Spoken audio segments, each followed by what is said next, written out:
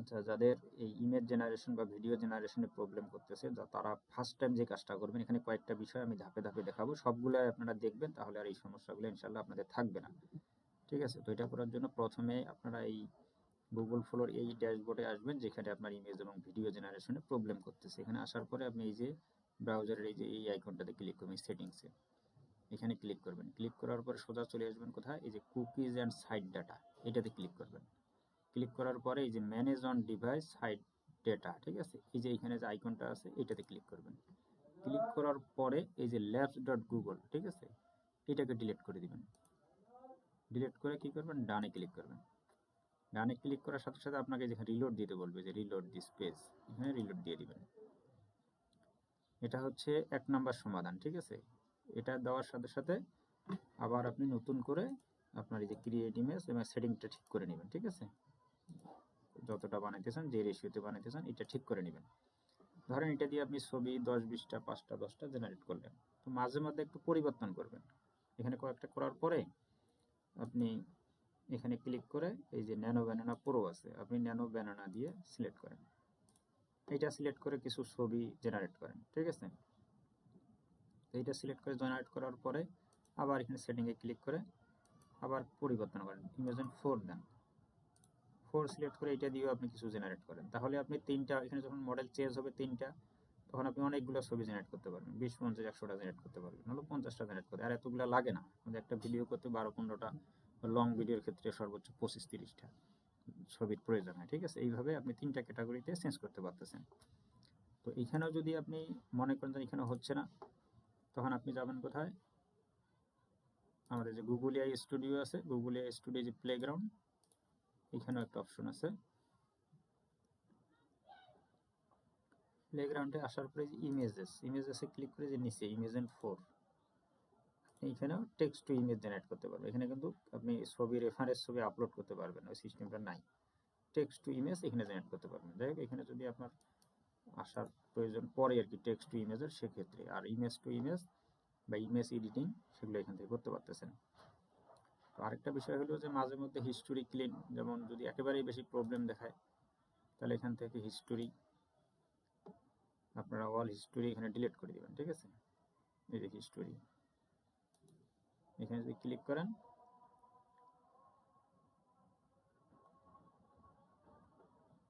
এখান থেকে ডিলিট করতে পারেন। এগুলো একটা একটা করে সিলেক্ট করা সম্ভব না। আপনার সবচেয়ে বেটার হয় কিবোর্ড থেকে কন্ট্রোল শিফট ডিলিট, কিবোর্ড থেকে কন্ট্রোল শিফট চিপে ধরবেন, 2টা বাটন একসাথে চেপার পরে ডিলিটে প্রেস করবেন। যে ডিলিটে প্রেস করলে এটা চলে আসবে। এখানে অল টাইম সিলেক্ট আছে, যদি এখানে না পান সেক্ষেত্রে এই জায়গায় অল টাইম পাবেন। ঠিক আছে, অল টাইম সিলেক্ট করে ডিলিট করে দিবেন।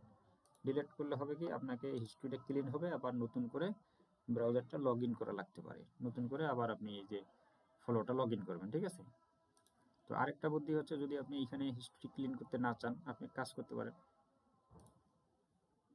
আপনি একসঙ্গে পরপর 3টা ব্রাউজার, ঠিক আছে, এইটা ব্রাউজারে আপনার ফলোটা লগ ইন থাকবে, এটা তো লগ ইন থাকবে, এটা তো লগ ইন থাকবে। আপনারা করবেন কি, 2টা গুগল ক্রোমে লগ ইন রাখবেন, আর একটা হলো এই যে ইডিজি, মাইক্রোসফট ইডিজি, এই যে এই ব্রাউজারটি যে নিচে দেখাচ্ছি। ঠিক আছে,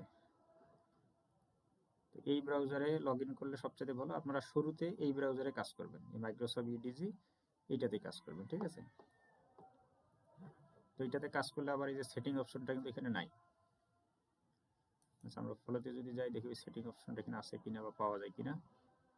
ওইটা সর্বপ্রথম করে, প্রথমে যেটা দেখালাম ওইটা আগে করবেন। ঠিক আছে, সেটিংসে যদি ক্লিক করি, এই যে আছে কুকিজ অ্যান্ড সাইট ডাটা, এখানে আছে। আবার এখানে যদি ক্লিক করি,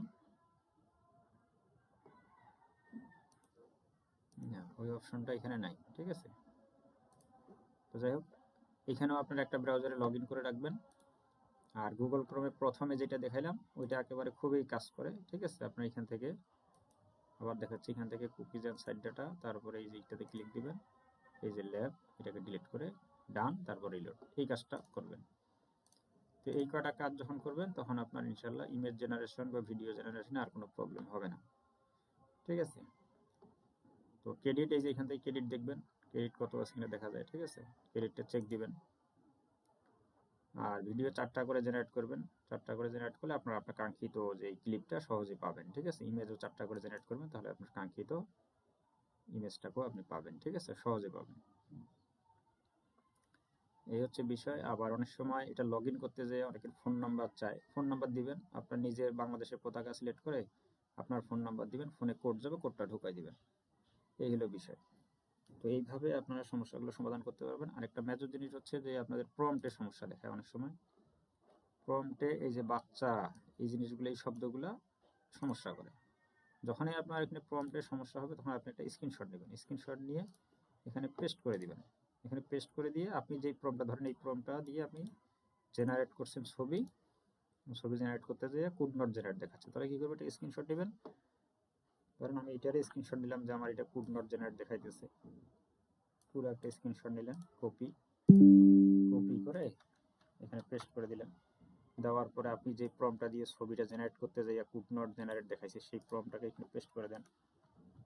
পেস্ট করে দেওয়ার থেকে শিফট কিবোর্ডের শিফট চিপে ধরে একটু নিচে আসবেন, নিচে আসার পর একটা ডট দেন, ডট দিয়ে এখানে বাংলা হোক ইংলিশ হোক লিখে দেন। যে ছবি, আমি বাংলা লিখে দিচ্ছি, ছবি বা ভিডিও জেনারেট করতে পারতেছি না, এইভাবে দিতে পারেন।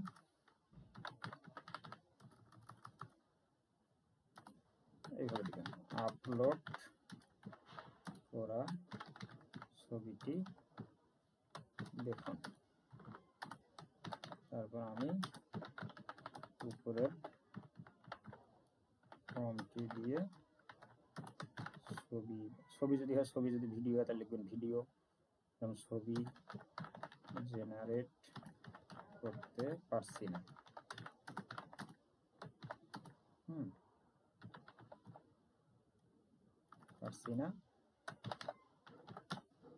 আমি ভিডিও 3.1 দিয়ে ছবি তৈরি করব, এতটুকু দিলে হয়ে গেল।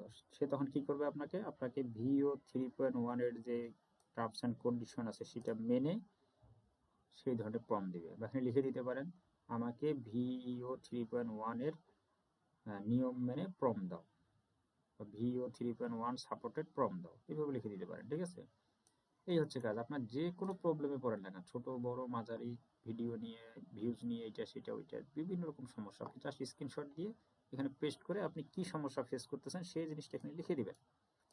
শুধু বলে দিবেন আপলোড করা ছবিটি দেখুন, তাহলে সে বুঝবে যে এটা দেখতে বলতেছেন। ঠিক আছে, আপনি যে কোনো ধরনের সমস্যায় পড়েন, প্রম্পটে বলেন, ভিডিও বলেন, ভিউসে বলেন, চ্যানেলে বলেন, এখানে বলেন, ওইখানে বলেন, আপনার যত সমস্যা আছে আপনি জাস্ট স্ক্রিনশট নেবেন, এখানে পেস্ট করে দিবেন এবং এখানে লিখে দিবেন আপলোড করা ছবিটি দেখুন।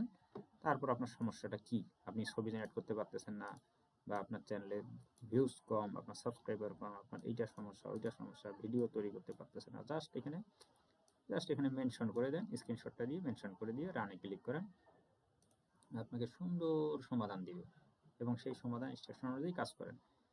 এই অযথা মেসেজ, ছোট ছোট বিষয় নিয়ে মেসেজ দিবেন না, বড় বড় বিষয় নিয়ে মেসেজ দিবেন, আগে মেসেজ দিবেন, আমি রিপ্লাই দিলে তারপরে আপনি সেটা সমাধান পাবেন। ঠিক আছে, কারণ অনেক চাপ, এত পরিমাণ মানুষের চাপ, এটা একজন মানুষের পক্ষে নেওয়া অসম্ভব।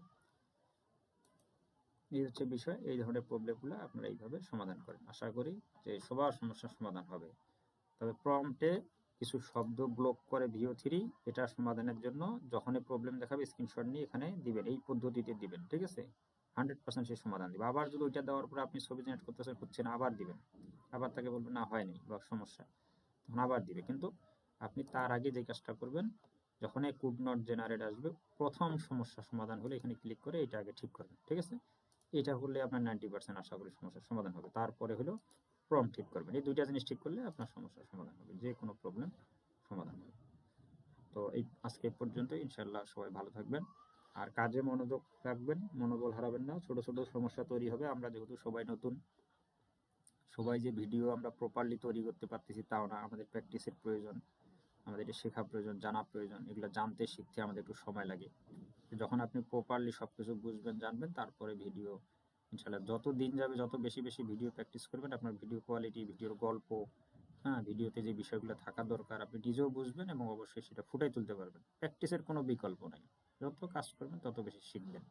ছোট ছোট সমস্যা হলে ভালো, সমস্যা যখন হবে তখন আপনি সমাধানের রাস্তা খুঁজে পাবেন, সমস্যা না হলে তো সমাধানের রাস্তা পাবেন না। এগুলো ভালো জিনিস, যত সমস্যা হবে তত সমাধান আছে।